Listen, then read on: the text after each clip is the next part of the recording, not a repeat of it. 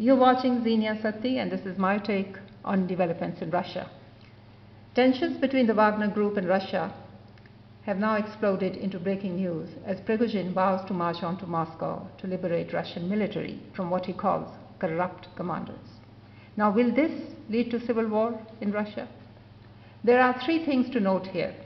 One, it is the state that has initiated armed action against Wagner. Prigozhin is merely retaliating. He is not initiating. Two, Prigozhin may get some support from the lower rank and file of the Russian military, but his support base is not likely to expand into a formidable setup sustaining an entrenched armed conflict within Russia. Three, the development of the Wagner Group turning on Russian state itself will impact the Russian-Ukraine war insofar as it will corrode the awe with which the Ukrainian military establishment and their Western backers view the Russian military prowess in Russia's near abroad.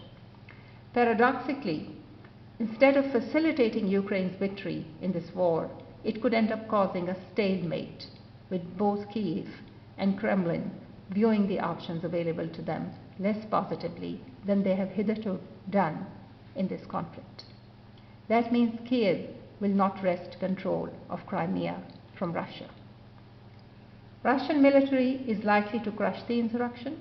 Prigozhin and his allies could end up in state's custody facing trial, or they could escape Russia. If Prigozhin escapes, wherever he finds a safe haven, the West would surely like to use him against Putin like they used Cuba's rebels against Castro. It is unlikely that Prigozhin will accept being armed by the West to fight a battle with Russia as West's proxy. Such a role does not sit well with the temperament Prigozhin seems to possess.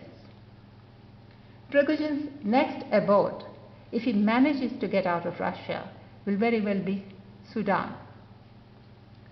Could very well be Sudan, where his forces are already supporting Hemeti in the civil war there.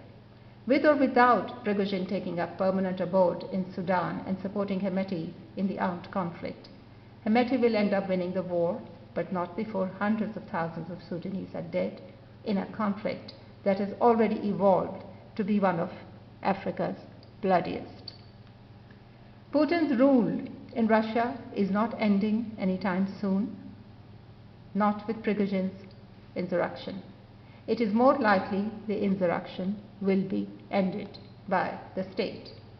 As for Russian-Ukraine war, it may end soon enough if Ukraine and Russia agree to end the war under Chinese mediation, with Ukraine giving up the NATO idea and Russia returning some of the territories it severed from Ukraine during the war. If that does not happen, this war will evolve geographically.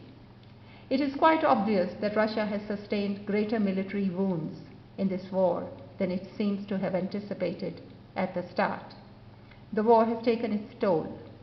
Current Prigozhin saga is an embodiment of Putin's woes on the home front, caused by the war in Ukraine. In the hours and days ahead, the world will be watching extremely sensational news from Russia, causing Russia a great deal of embarrassment, but without letting the West achieve anything real out of it.